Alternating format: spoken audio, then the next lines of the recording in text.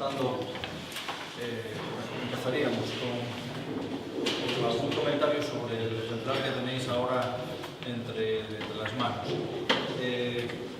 Los socios de Cubera, muchos de vosotros sois socios de Cubera, conocéis, os suena este ejemplar, este título, porque fue el cuaderno del año 2000, en su formato, pero en aquel momento celebrábamos el 5º centenario del nacimiento de Carlos, y que más tarde fue emperador, y desde la asociación se conmemoraba con un trabajo, creo que exhaustivo, riguroso, de Etelvino González.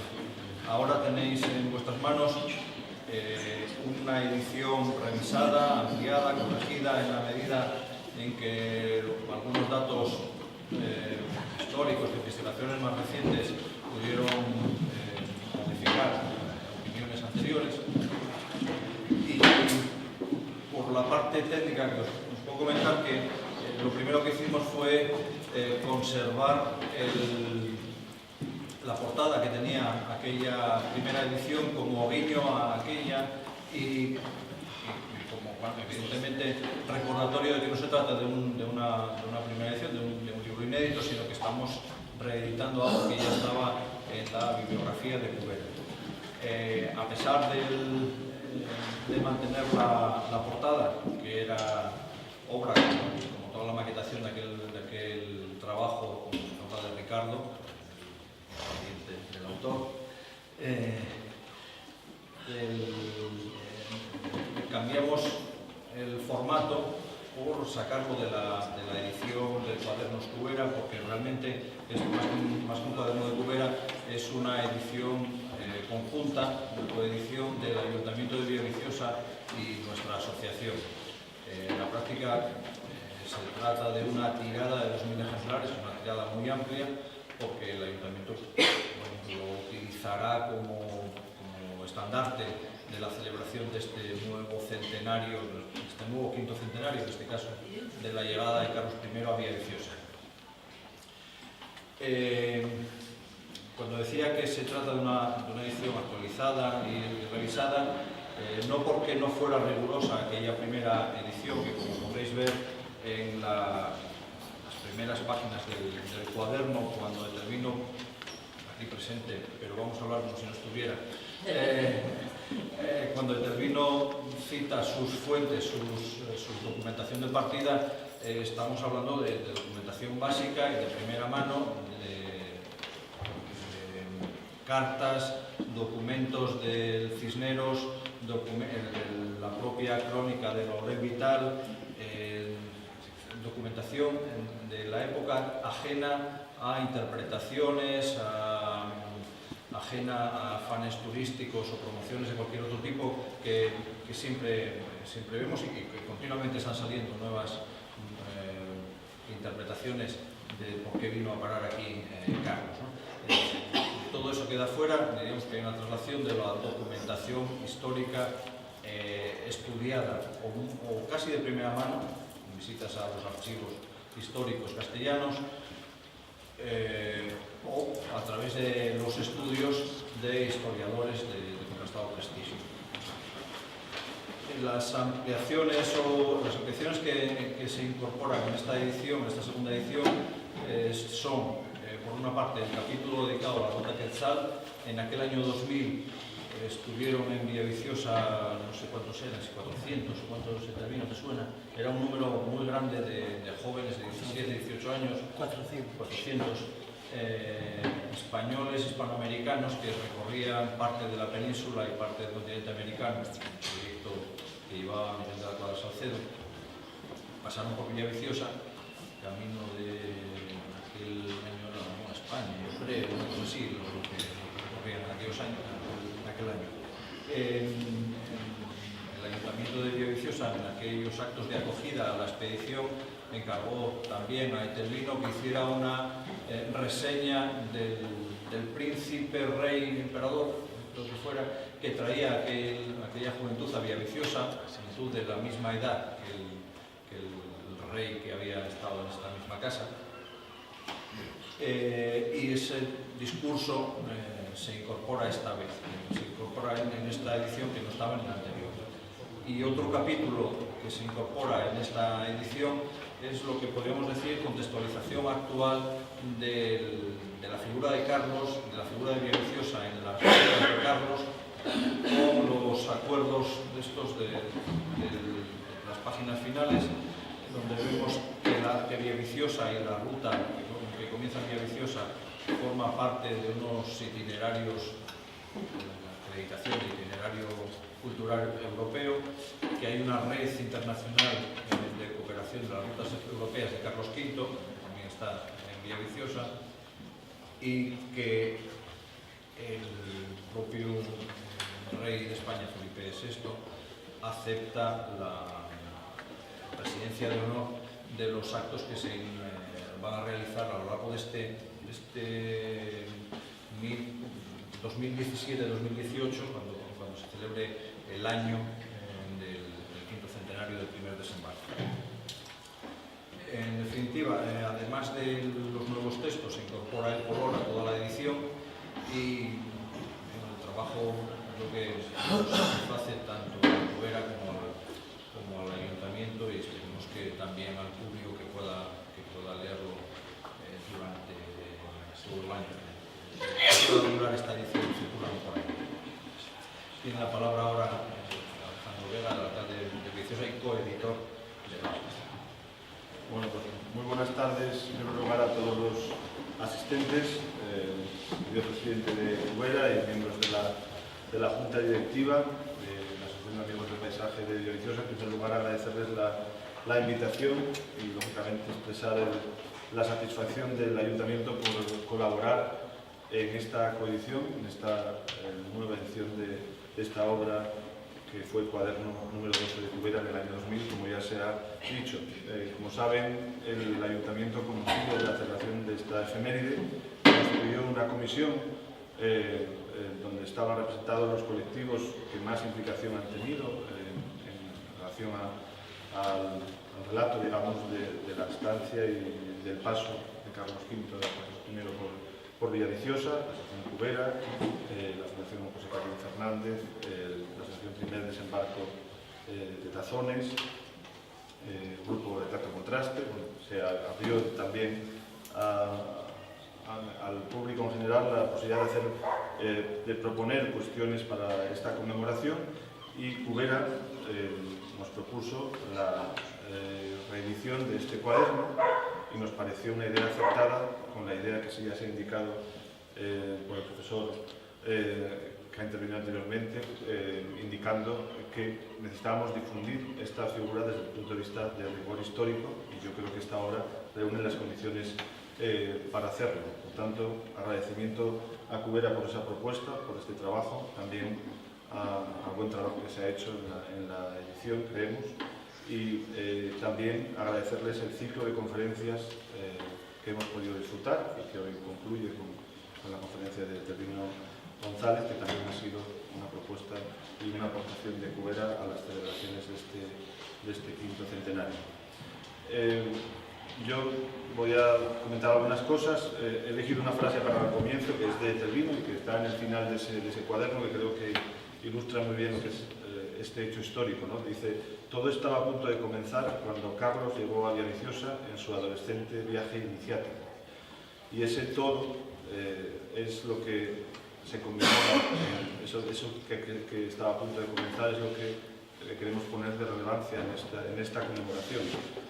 Nada menos que Claudio Sánchez Albornoz, en su obra España, un enigma histórico, editada en Buenos Aires en el año 1971, dice que el desembarco de 1517 en Villaviciosa fue uno de los tres más importantes de nuestra historia, junto con el de Tarik en el año 711 y el de Colón en 1492.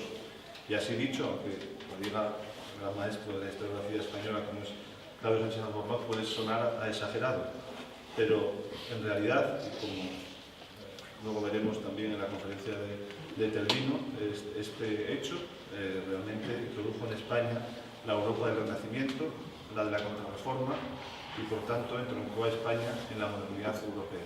por tanto, con estas consecuencias de ese hecho casual, como fue la llegada a Europa, en este caso a Castilla, ¿no? La tierra peninsular, pues podemos darnos cuenta de la relevancia de ese hecho histórico, que es lo que se conmemora.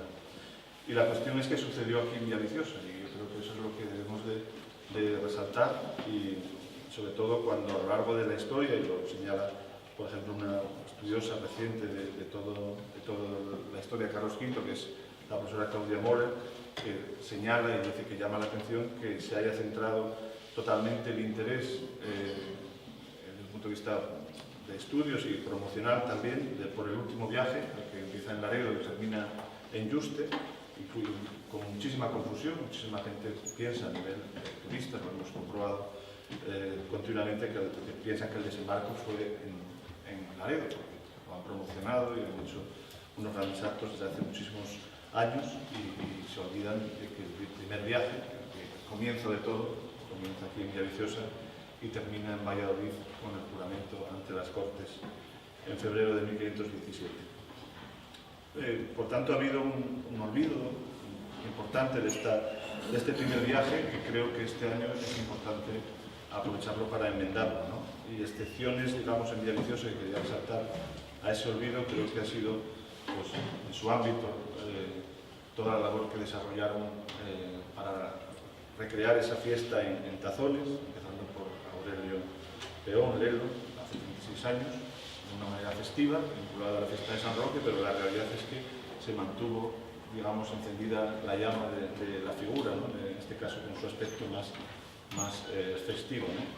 Y por supuesto quería resaltar la labor que ha hecho Cubera, desde otra perspectiva mucho más rigurosa, mucho más cultural, y que ha logrado conformar a través de cuadernos, este del año 2000, pero también otros muchos, revistas, conferencias, lo que se puede llamar un cuerpo, digamos, propio de obras y de investigación y de aportación documental, como la que hoy tenemos en esta obra, sobre el paso de Carlos I, primero príncipe elegante, que era cuando llegó aquí, y luego emperador Carlos V por Villaviciosa. Y el paso cualitativo desde el punto de vista de relevancia de esta ruta y de estos hechos, yo creo que se ha dado en septiembre de 2015 con la declaración de todas las rutas de Carlos V, las europeas, las de España, también la nuestra, que vuelvo a decir es la primera, como itinerario cultural europeo por el Consejo de Europa. Y debemos darnos cuenta de las posibilidades que abre esa declaración. Basta recordar que el primer itinerario cultural europeo que se declaró por el Consejo de Europa fue el Camino de Santiago. Y todos hemos visto el recorrido y la importancia que tiene, lo que estamos viendo ya en Villaviciosa también, tras la declaración sobre todo del Camino Norte, que es el nuestro, como patrimonio inmaterial de la humanidad por parte de la UNESCO, ¿no? De hecho, estamos comprobando cómo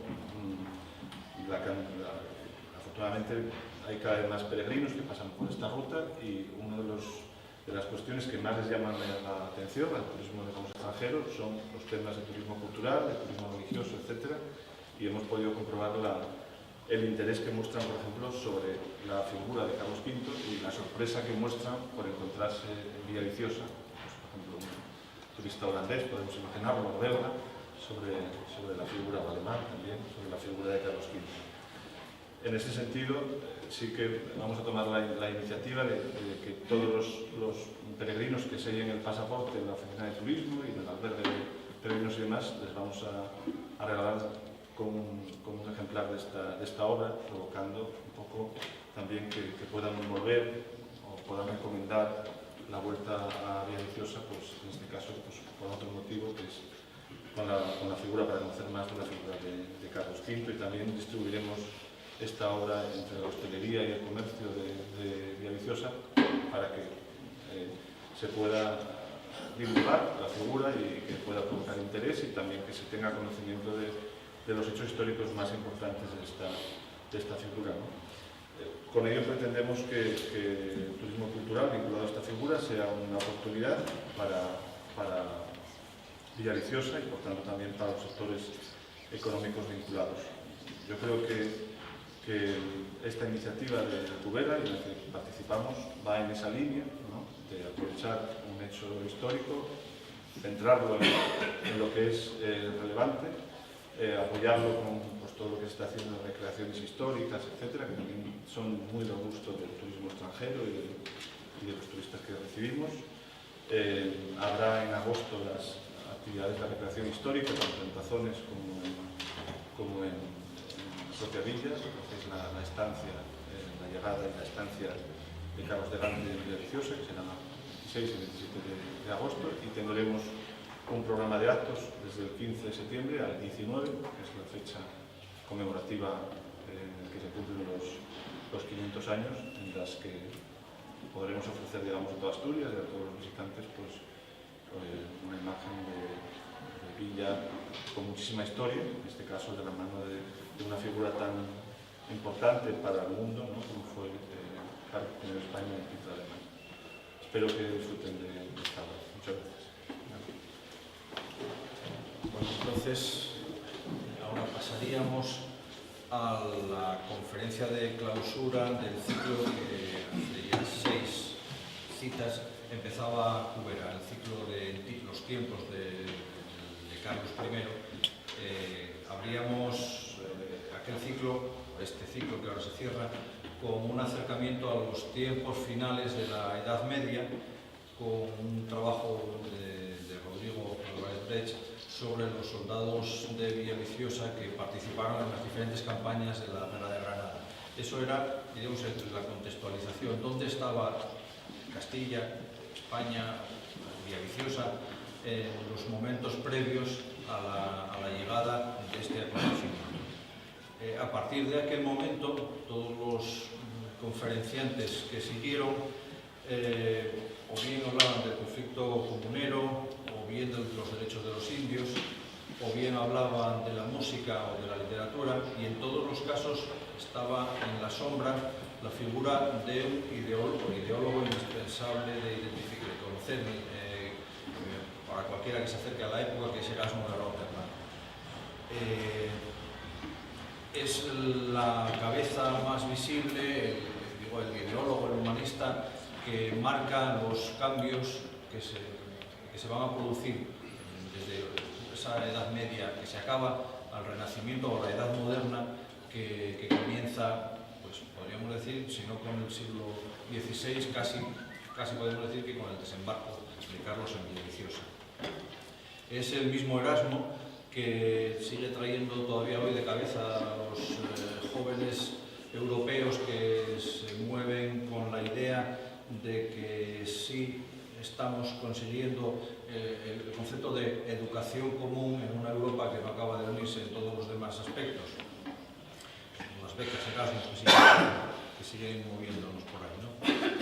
El caso es que aquel Erasmo, y este Erasmo del que seguimos hablando en las universidades europeas, pudo haber venido en el mismo barco que traía Carlos, y no vino porque no quiso, porque no pudo, por lo que fuera, pero sí podemos decir que simbólicamente viene en la maleta del futuro emperador, viene algo de ese espíritu, de esa huella, del legado de Erasmo, del legado que va a hacer Erasmo a Europa, el legado que va a hacer a partir de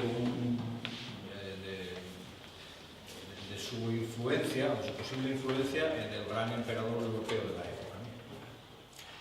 Incluso podríamos decir, si somos un poco atrevidos, que estaríamos en condiciones de solicitar para Villaviciosa una nueva etiqueta de capitalidad, como que puede ser la villa y puerto del erasmismo en España.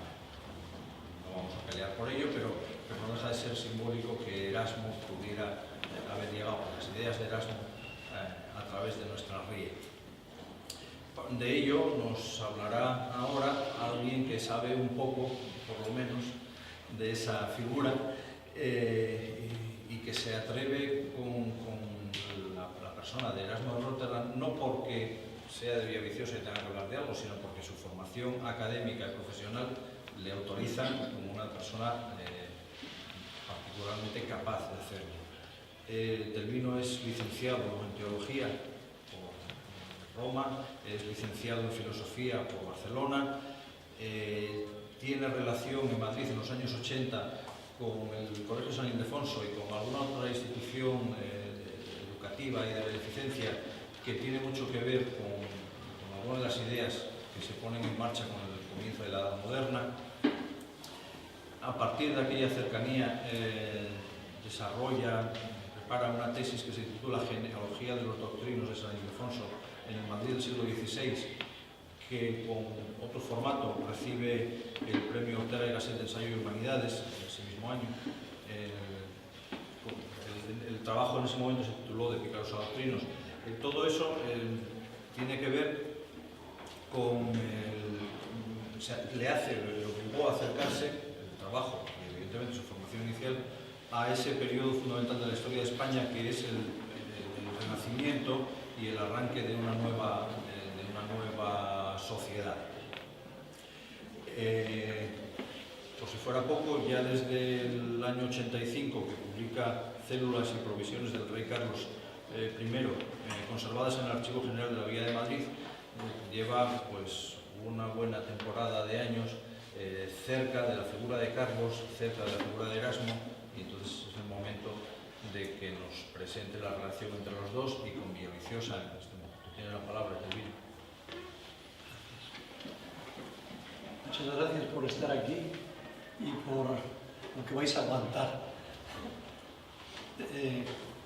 Como el acto se formula con dos contenidos, yo lo que tenía previsto decir esta tarde lo he reducido, de modo que en algún momento quizás se note alguna incoherencia, pero ha sido fruto de una reducción hecha en beneficio de vuestro aguante.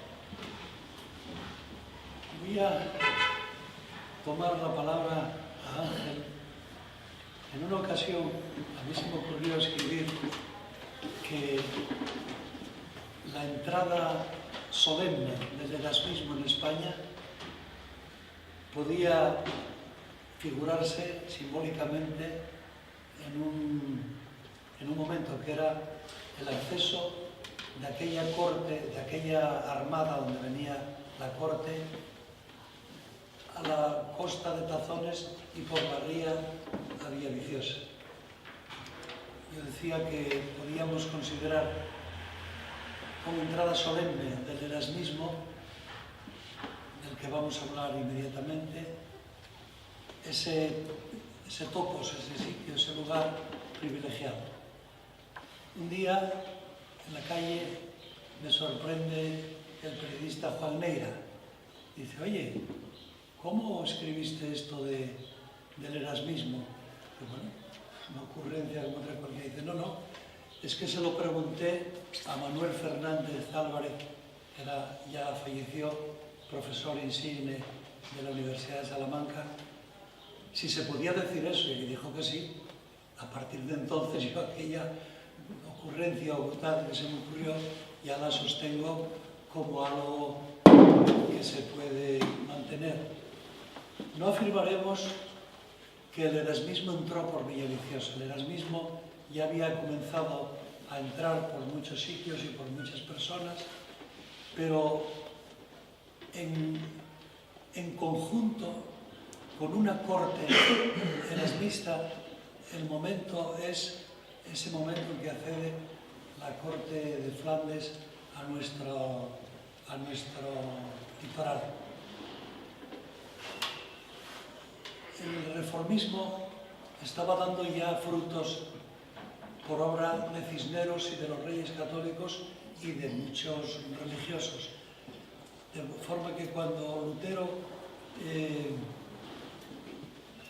pronuncia su palabra de reforma, ya hace mucho tiempo que la reforma ya había comenzado en España. La tendencia de fomentar una religiosidad que de lo externo pasara a lo interno, que se despojara de ritualismos, que fomentara el estudio de la Sagrada Escritura. Todo esto y algunas cosas más, reforma de órdenes religiosas, cuando viene Carlos V Carlos I, en el año 17, esto ya estaba floreciendo. Por tanto, pero también estaba entrando el erasmismo. En aquel año 17, cuando se está preparando la venida, a Erasmo le están cortejando los franceses, los ingleses, la ciudad de Basilea y el cardenal Cisneros. De aquí le están ofreciendo pingües beneficios, como por ejemplo ser arzobispo de Zaragoza. Él era religioso, era sacerdote que no ejercía, estaba medio secularizado, pero podía aceptar aquello y le ofrecen varias cosas. Y durante aquel verano él escribe a su amigo Luis Vives diciendo: no acabo de decidirme de si ir a España o no. Y de España dice: non placet España, no me gusta España. Porque dice: los indios abundan en Italia, en España apenas si hay cristianos. No le gustaba, pero tampoco la conocía. El mejor valedor de España, de Erasmo en España, fue Alfonso de Valdés, que, como el otro día nos explicaba Ángel Valle, es uno a quien se atribuye la autoría del Lazarillo, tesis a la que Víctor García de la Concha es contrario, pero tesis que sostienen algunos ilustres investigadores. Y Alfonso de Valdés, secretario de Cartas Latinas del Rey, viene en aquella expedición, o sea, viene a Villaviciosa. Yo no sé si a Maravilla o a Candanzones, pero viene. En aquella, luego hablaremos de los que vienen.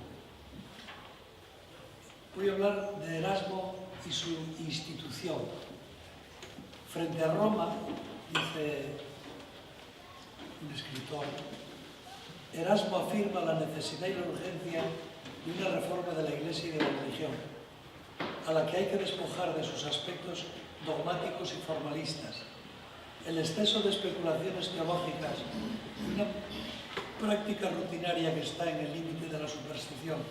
Hoy he leído unas páginas del libro del Encomio, del Elogio de la Locura, y es impresionante el desmontaje sistemático que hace de las prácticas intelectuales, religiosas, y demás, de todos, pero especialmente de los teólogos y de los sacerdotes. Erasmo defiende un retorno al Evangelio, a una religión espiritual y a un culto interior. Frente a Lutero, sale en defensa del libre arbitrio, a una obra de Lutero, de Servo Arbitrio. Él escribe otra que es de Libero Arbitrio, la voluntad sometida a la voluntad libre. Su ideal sería una reconciliación irenista sin vencedores ni vencidos que asegurara la reforma necesaria de la Iglesia evitando el cisma. No es insignificante el hecho de que Carlos tuviera como libro de educación la institución o formación, educación del príncipe cristiano que meses antes le había entregado el propio Erasmo. El manualito contenía todos los ideales en que aquel príncipe se estaba empapando de cara a su misión política. De modo que unos meses antes de venir aquí, Erasmo ya le entrega este librito que lo había, vamos a decir. El destinatario fue Carlos, conde de Flandes y duque de Brabante, que en 1515, con 15 años, había sido proclamado mayor de edad por los Estados Generales de los Países Bajos, asumiendo con ello personalmente el gobierno de las provincias. Erasmo, tras una estancia en Inglaterra entre 1511 y 1514 y unos meses en Basilea junto al editor Juan Foroben, había vuelto a los Países Bajos en 1515 al lado de un príncipe joven al que en los momentos iniciales de su reinado rodeaban políticos e intelectuales que se consideraban amigos y discípulos del maestro holandés, Erasmo. En el año 15, el filósofo visita a Carlos para agradecer su designación a finales del año siguiente en una nueva audiencia le hizo entrega le había nombrado consejero, miembro del Consejo Real, y Erasmo va a agradecérselo porque además de toda la dignidad que suponía, también tenía una paga muy importante. La obra se publica en 1516.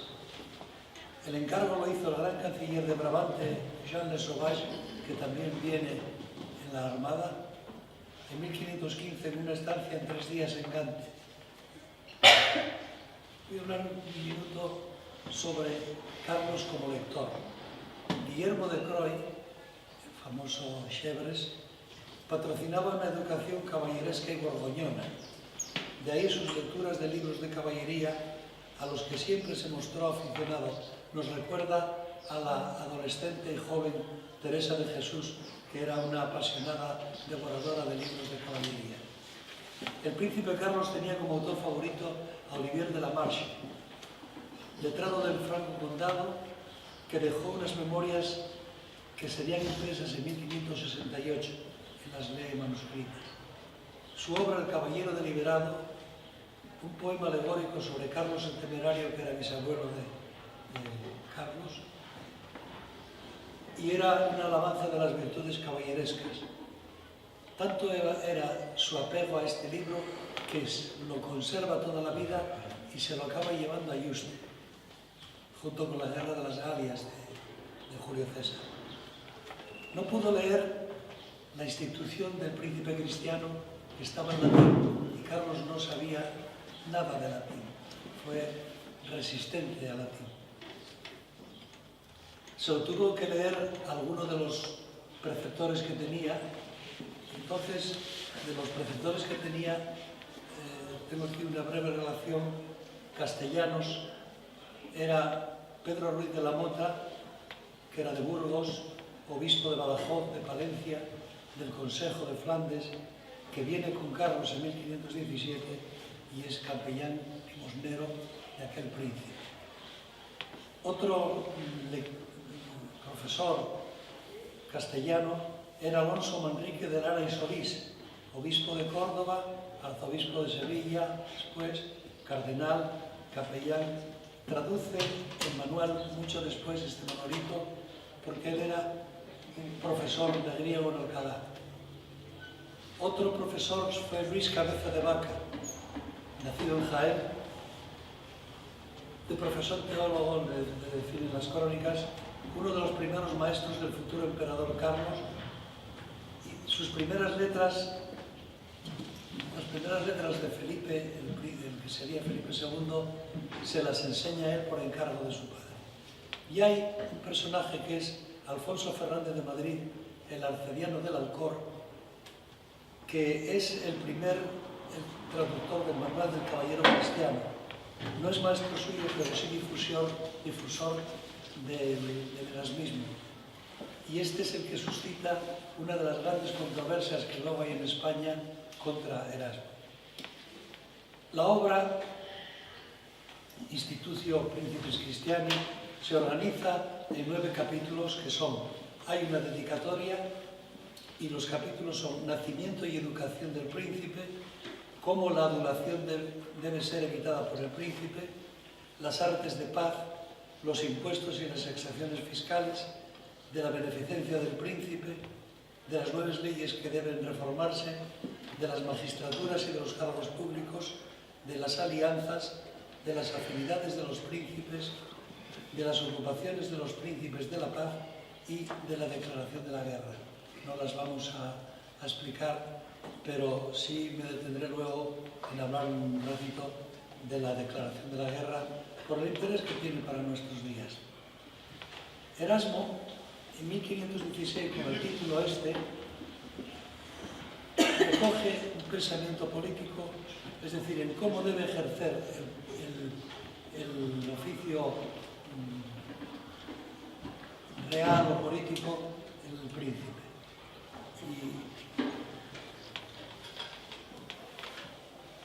Y el destinatario de la obra es, obviamente, el príncipe, en las palabras siguientes: ilustrísimo príncipe don Carlos, nieto del invictísimo Maximiliano. No perdemos de vista que si en un aspecto formal e ideológico está detrás siempre Erasmo, en el aspecto político está el abuelo Maximiliano, que ya es muy mayor y se prevé que puede morir y muere en 2 años después.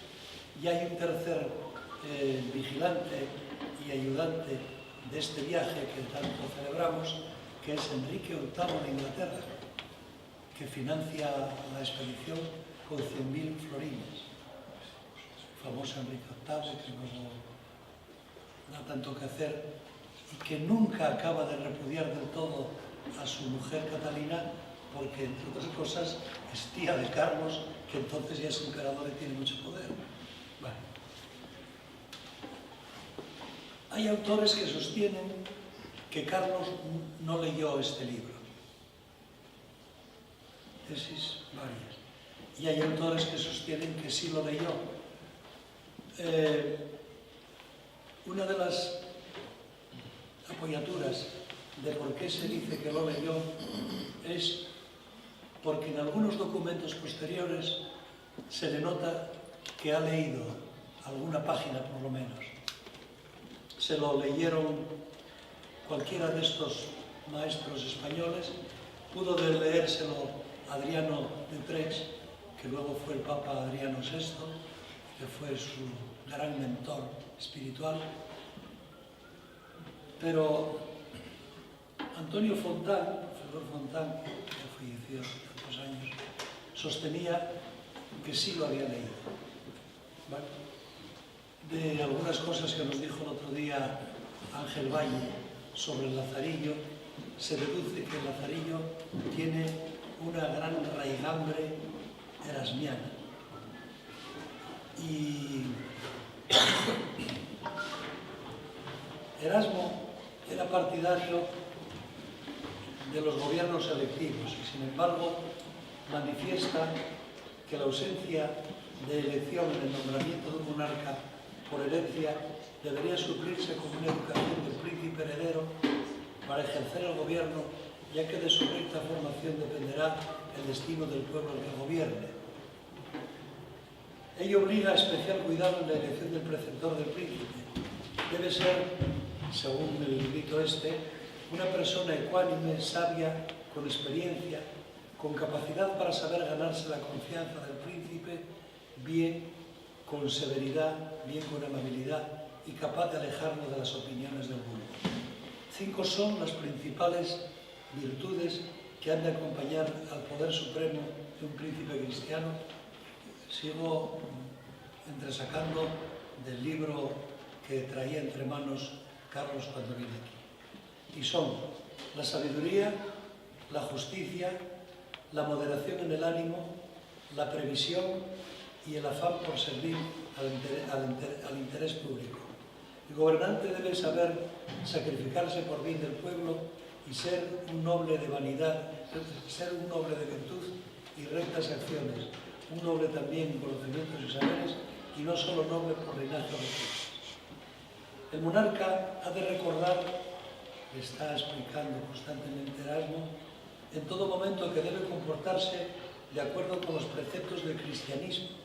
El verdadero rector cristiano es aquel que hace buena gestión del poder por la potestad que tiene para que los administre en beneficio del pueblo. No es ni señor ni dueño de un pueblo, ni debe disponer de las cosas a su antojo, sino para el bien del pueblo. Supongo que esto también vale para un alcalde de Villaviciosa del siglo XXI. Pero bueno, si vale, vale. El consenso de los súbditos reforzará la autoridad del príncipe o gobernante. En caso contrario, un poder sin bondad lo llevará a la tiranía y un ejercicio de poder sin sabiduría, sin conocimiento, está abocado a la ruina, como hemos presenciado a lo largo de los siglos y en el nuestro también. Erasmo es un pacifista, recalcitrante. Tiene varias obsesiones. Una es hacer una unidad de toda Europa, que ya no suena. Y otra es el pacifismo, que es inherente a ello. Considera que la guerra, tiene una frase, dice, es dulce solo para aquellos que no la han probado. una frase, la guerra es dulce solo para aquellos que no la han probado. Dos soberanos, antes de tomar decisiones tan drásticas, deberían pensar las cosas detenidamente y no precipitarse en ánimos y acciones belicosas. No hay ni guerras justas ni causas justas, y ni siquiera la propagación de la fe las justifica. Es muy fuerte porque tened en cuenta que en aquel momento hay un gran debate sobre las justas títulos de Castilla sobre lo que se estaba descubriendo en América. Hay una polémica durísima entre Bartolomé de las Casas y los frailes dominicos y franciscanos, y enfrente a otros religiosos, profesores y demás, sobre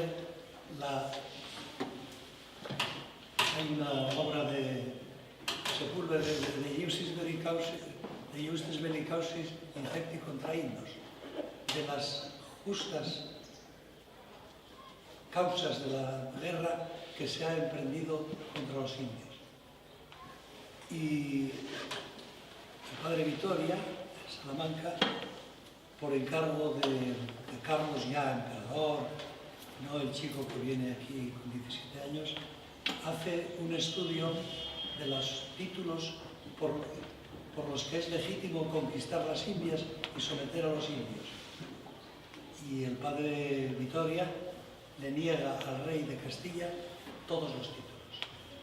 Todos aquellos en los que se apoyaba, solo le deja en pie uno, la evangelización, que era la razón por la que el Papa asignaba las tierras. Entonces ved que hay varias juntas, hay varios conciliábulos, hay una batalla brutal. Luego os voy a hablar del antierasmismo. Entonces, que diga eso en ese momento, que no hay ni guerras justas, ni causas justas, y ni siquiera la propagación de la fe la justificaba. Esto es doctrina de Erasmo.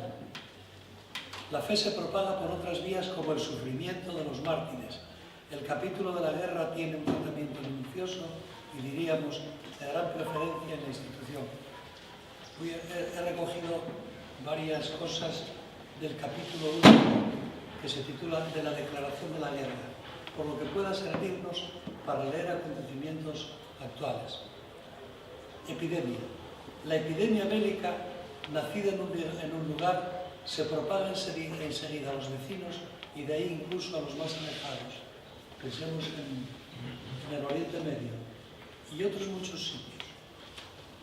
Guerra inevitable. Si no puede evitarse hecho tan deplorable como la guerra, la inmediata preocupación del príncipe será que se realice con el mínimo perjuicio de los suyos y con el mínimo derramamiento de sangre posible, y que se termine lo antes posible. Evitar la guerra entre cristianos.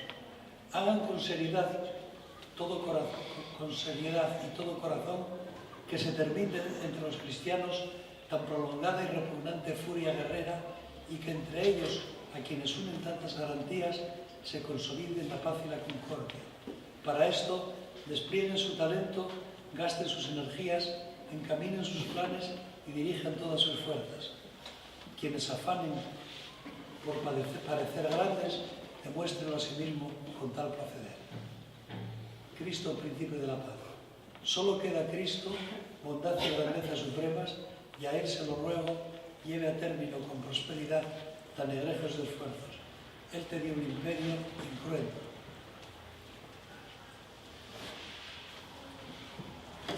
Si tenemos un poco más de paciencia, hablaríamos del antierasmismo. Erasmo se difunde por toda Europa, pero el sitio por donde más difusión tiene es España. Esto no lo digo yo aquí por chauvinismo nuestro, no, está reconocido por los especialistas categóricamente. Tanto es así que José Luis Avellán llega a hablar del erasmismo hispánico, porque aquí tiene unas características y una gran difusión. A finales de 1533, estamos dando un salto grande, Rodrigo Manrique, hijo del antiguo inquisidor general, escribió desde París al erasmista Juan Luis Vives, este nos tiene que sonar, es un erasmista convicto, sobre el encarcelamiento de Juan de Vergara, que era un erasmista toledano. Dice lo siguiente: dices muy bien, nuestro país es una tierra de envidia y soberbia. Están hablando del siglo XVI, porque esto lo decimos a veces de ahora, en el siglo XVI ya lo decían. Y puedes agregar, de barbarie, pues de hoy en más queda fuera de duda que nadie podrá poseer allá cierta cultura sin hallarse lleno de herejías, de errores, de taras judaicas. Así se ha impuesto silencio a los doctos. En cuanto a los que corrían el llamado de la ciencia, se les ha inspirado, como tú dices, un gran terror. En Alcalá trata de extirpar completamente el estudio del griego. Entonces es una lengua culta y es una de las que, según los humanistas y los erasmistas, hay que manejar para leer el texto griego, el texto bíblico en griego y no tragar los errores de traducción que había y que ha habido. El antierasmismo no tiene una causa, no es una cuestión dogmática, es animadversión del clero, sobre todo el clero regular, porque él fue un develador implacable de los vicios del Papa, de los obispos y sobre todo de los monjes y los monjes. Y da caña, y da una caña que por lo que uno sabe, pues estaba bien dada, había de todo. Y entonces hay un momento en que el Alfonso Fernández de Madrid, el arcediano del Alcor, a fines del 26-27, traduce uno de los libros que es el Enquiridión o Manual del Caballero Cristiano. En el Elogio de la Locura y algún otro más por ahí, es donde sobre todo Erasmo se vuelca más en denunciar la corrupción y las corruptelas del clero. Entonces, comenzaron los dominicos a acosarle a través del confesor que tenía, que era García de Loaiza, que luego fue obispo y fue famoso. A través de él, porque Carlos era un erasmista, vamos a ver, se me está pasando. Los grandes pilares de Erasmo eran el Papa, que llega a enviar 3 breves prohibiendo meterse con Erasmo, y el emperador, y el inquisidor general. Eran los grandes puntales. Y dentro del mundo intelectual, la Universidad de Alcalá, que era erasmista en general, y no la de Salamanca, que era escolasticista más en general.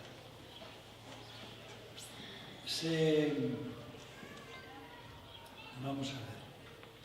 Abundaban tanto los erasmistas que se llegó a decir que Erasmo era una legión en España, sobre todo en Castilla. En su parte estaban eminentes personalidades, comenzando por el emperador, el Papa y el propio inquisidor. Incluso Fray Francisco de Vitoria, que aunque luego es más moderado, siendo estudiante de la Universidad de París y siendo recién profesor, lo defiende varias veces en el claustro de profesores de la Universidad de París. Es un erasmista moderado y tiene un hermano, que también es fraile dominico, que es un erasmista furibundo. Entonces, desde fuera están como apoyadores Luis Vives y Alfonso de Valdés, Mercurino Gatinara, Alonso Ruiz de Virués, Vergara, Pedro de Lerma. Estamos nombrando grandes pensadores y el secretario de Juan de Osorio, del obispo Juan de Osorio, Juan Maldonado. Vives sintió un especial aprecio por Erasmo como intelectual y sobre todo como maestro. Así lo demuestra la numerosa correspondencia. Pese a su europeísmo, Vives intenta contribuir a la causa erasmista de España y concretamente de Valencia. Erasmo, el teólogo del emperador, era una pieza espiritual clave en la empresa política de Carlos, porque no perdamos de vista que en estos años ya está detrás Lutero y todo el luteranismo y el anglicismo. Voy a hacer un paréntesis. De Lutero se nos contó que el último día de octubre del año 17 fijó 95 tesis en la puerta de la iglesia del castillo de Wittenberg. Esto no es verdad. ¿Es verdad? Hay historiadores serios que lo niegan. No hay ningún cronista serio de la época, ni no serio, que lo cite, y él no lo citó nunca, que podía ser. Sin embargo, en el mundo de la Reforma, que están celebrando un gran quinto centenario, se sostiene que el 31 de octubre fue el momento de la ruptura. No es verdad y tampoco hay ruptura en ese momento. Pero la explosión de Lutero es el 4 de septiembre. En los días que Carlos anda embarcado por aquí, está Lutero enseñando sus tesis sobre la epístola de los romanos, que es el momento teológico que él llama el descubrimiento de la torre que le permitió a él emerger de toda la teología que se estaba usando. Y luego él va evolucionando mucho a lo largo de los años, cambia mucho, hay muchas incidencias políticas y demás. Entonces, yo no sé por qué me metí yo en este fregado ahora mismo. Bueno, los enemigos que tenía Lutero, bueno, no digo, sí que estaba Lutero detrás y entonces era muy arriesgado lo que se decía. Haré otro paréntesis. Doña Juana, la madre de don Carlos, esa que indebidamente se llama la loca, hizo una huelga en una ocasión que consistió en no ir a misa, no cortarse las uñas, ni el pelo, ni lavarse. Y claro, era peligrosísimo, porque con lo de no ir a misa podían declararla luterana y quemarla. Y entonces mandan a verla, a hablar con ella, a uno que había sido compañero de juego suyo en la corte y que hoy se llama San Francisco de Borja. Y Borja la convence de que vaya a misa, de que se lave, de que se corte las uñas, que no de pie para que la queme. Así que estamos hablando de una España o de una Castilla terrible. Y a Erasmo, lo que le acusan los frailes es de luterano, o de tesis luteranas concretamente, hasta 20 y tantas tesis. Y entonces la gran enemiga estaba centrada en la Universidad de Salamanca, que era profundamente escolasticista, neotomista y tradicional. Había algunos profesores erasmianos, pero la de Alcalá, que era renovadora y humanista, en general era erasmiana. En general, la animadversión contra Erasmo se centraba más allí en Salamanca. Diego López de Zúñiga abre el frente erasmista, Antonio de Guevara, Arias Montano, Alonso de Córdoba, Pedro Margallo, le llegan a tachar de impío, escandaloso e impúdico. Están los catedráticos salmantinos Diego de Astudillo, Martín de Frías, Oropesa, Silicio, Miguel Carrasco, que es catedrático de la Suma de Santo Tomás, Fernando de Burgos, Sancho Carranza de Miranda, catedrático de Filosofía, el arcediano Juan de la Fuente, comunero y erasmista, Pedro de Lerma, que es abate magistral y cancelario de la universidad, y Juan de Rieta, un benedictino. Todos estos son profesores prestigiosos en Salamanca anti-erasmistas. Los puntos de acusación eran 22. que hablaba contra la Sagrada Escritura, contra la Santísima Trinidad, contra la divinidad de Cristo, contra el Espíritu Santo, contra el bautismo, la confesión, la Eucaristía. Bueno, suena, ¿eh? Son acusaciones graves. Entonces,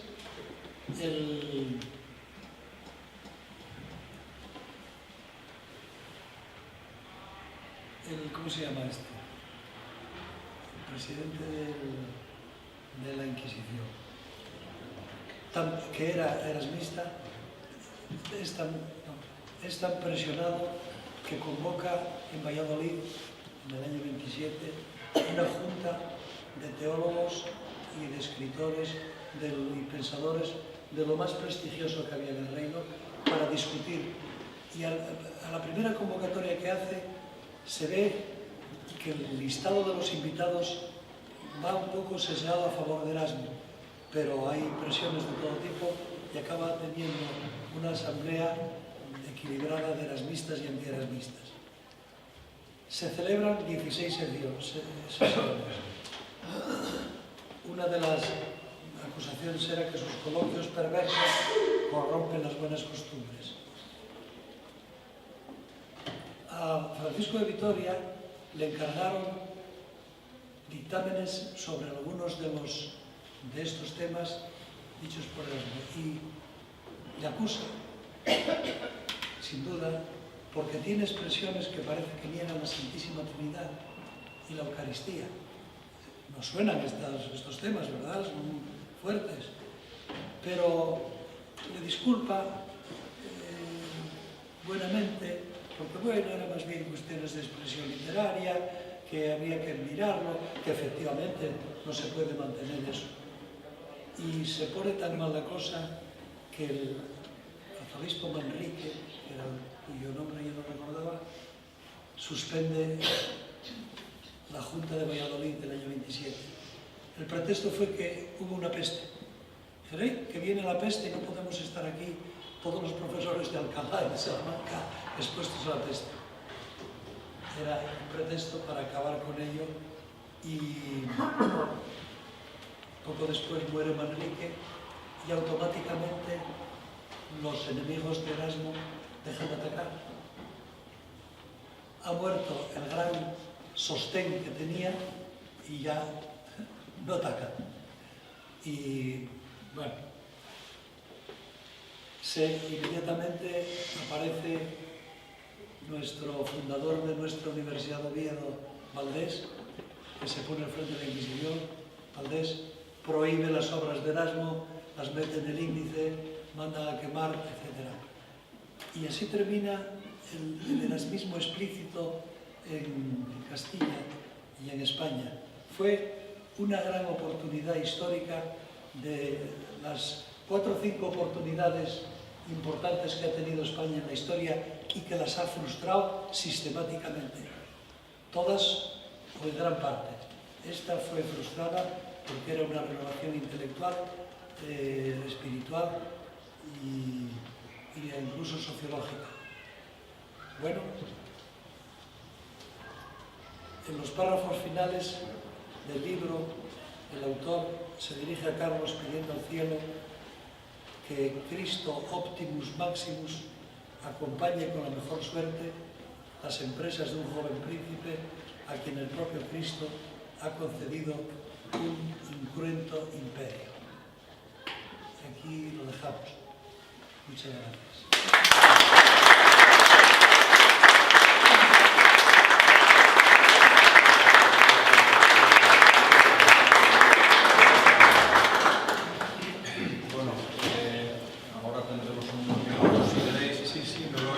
Y reclamaciones por el fracaso erasmista no podemos lanzarle a Telvino, pero cualquier otro comentario que os parezca oportuno, tenéis la palabra, cualquiera que sea oportuno. Sí. A través de su vida, Erasmo, que además creo que vivió hasta los 70 años y para aquella época creo que era una edad avanzada, siempre luchó contra las instituciones. una lucha, y yo creo que si eso se debía, mi pregunta es que si eso se debía a que fue un hijo bastardo, hijo de un clérigo y de una sirviente, si eso podía haber tenido motivación, aunque ingresó joven en un convento, para luego ser de la forma que fue. Yo no fue hijo bastardo, fue religioso agustino, estuvo ordenado sacerdote, no ejerció nunca, se secularizó, pero él tiene un proceso de formación ideológica muy complejo. Sale a Inglaterra, sale a Alemania, sale a Suiza, lo que llamamos Suiza, estudia profundamente la literatura griega. ¿Por qué proceso él ataca? Él quiere un cristianismo depurado, como en gran parte lo quería Lutero, solo que él quiere ser católico y Lutero le importa un bledo, en un momento determinado se cabrea, pero ¿por qué motivos es el velador de las instituciones? Yo creo que no es tanto de las instituciones cuanto de las personas, porque os aconsejo que leáis El elogio de la locura o cualquier obrita de esas que están editadas en castellano, en libritos de bolsillo. Os lo aconsejo porque no solo por conocer lo que fue aquello, sino porque nos dice muchísimas cosas para nosotros hoy. Es impresionante. Uno, este hombre, parece que me está escribiendo ayer por la tarde. Ahora, ¿por qué estaba en esa actitud? Pues mira, no sé. Hay un cambio de época, una crisis, en todas las crisis, sus descubrimientos. Pues claro, cae la Edad Media, hasta el Renacimiento, y los espíritus un poquito más, pues, plantean nuevas soluciones. Sin duda. Están lo que Huizinga llama el otoño de la Edad Media, se está liquidando la Edad Media. Carlos es todavía un caballero medieval a caballo con la Edad Moderna, está haciendo crisis la Edad Media, está viniendo todo el Renacimiento, están apareciendo problemas gravísimos. El de Alemania es muy grave, no es solo las prédicas de un fraile rebelde, es que hay que saber cómo estaba Alemania con los diversos, lo que hoy llamamos los Land, presionada ¿cómo se llama?, económicamente por el Vaticano, cómo estaba la situación general del clero. En esta casa en la que estamos, el clérigo dueño tenía un hijo y no pasa nada. Era normal. Claro, porque lo normal es tener hijos, no es no tenerlos. Bueno, entonces es una época de gran transición, sin duda.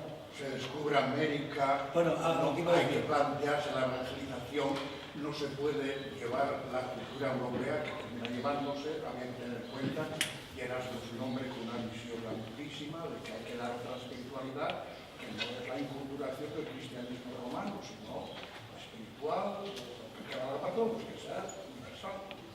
Y Erasmo.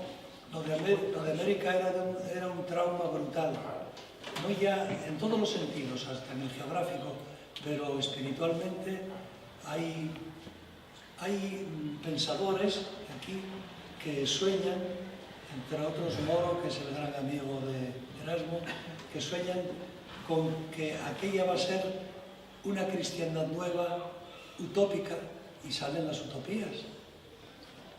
Y luego lo de discutir los títulos. Y luego con América hay dos niveles. Hay el nivel del Estado, de la corona, de las leyes, que es inmejorable, y el nivel real de lo que estaba pasando allí, que es impeorable. La esclavitud a que se tenían sometidos los indios, las muertes. Si leéis la brevísima relación de la destrucción de las Indias de Fray Bartolomé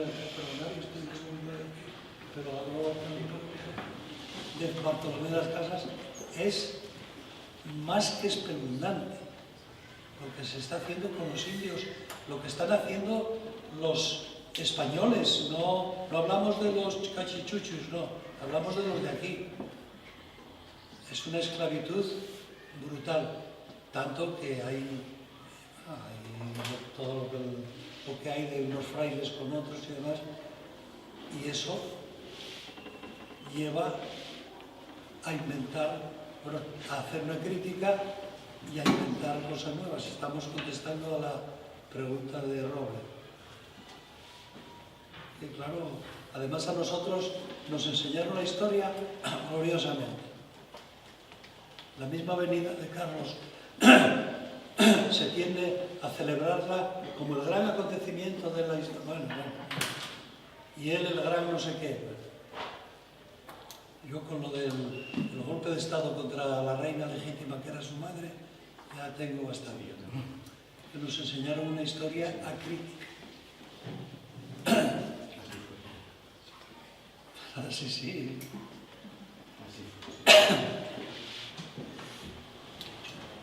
Pues nada, ¿Alguna intervención más? hablamos otro día de estas. Bueno,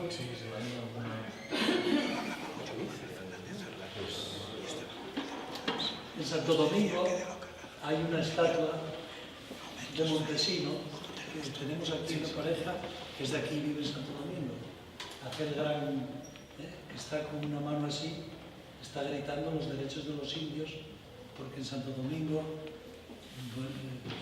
la española, hay una situación brutal y hay unos frailes dominicos que llevan allí 3 o 4 años y un día hablan en el convento y dicen, bueno, lo que está pasando con los indios, esto no puede ser, y se ponen de acuerdo y designan a Antón Montesino para que desde el púlpito denuncie a todos y hace una gran convocatoria en Navidad del año 11 y les dice, lo que estáis haciendo con los indios, vais al infierno, estáis pecando, sois peores que los turcos y los herejes.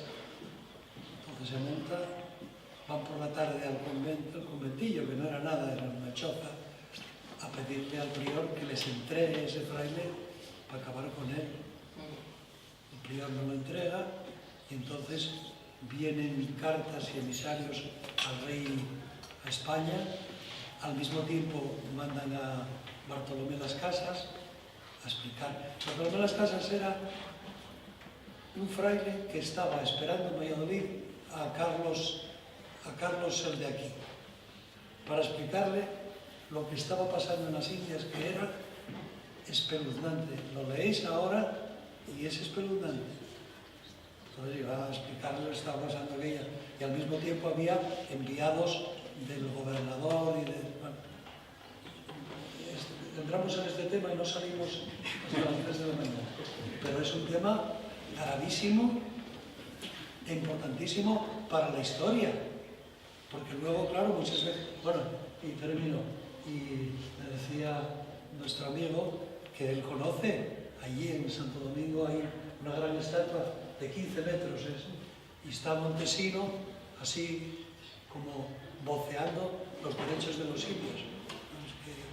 Claro, cuando pasados los siglos y los tiempos nos inculpan y nos dicen cosas que nos suenan muy mal, a veces se pasan, pero la historia está ahí y no ha terminado, que es peor. Si no hay ninguna otra intervención, esto sí lo podemos acabar y lo acabamos. Muchas gracias, Joel.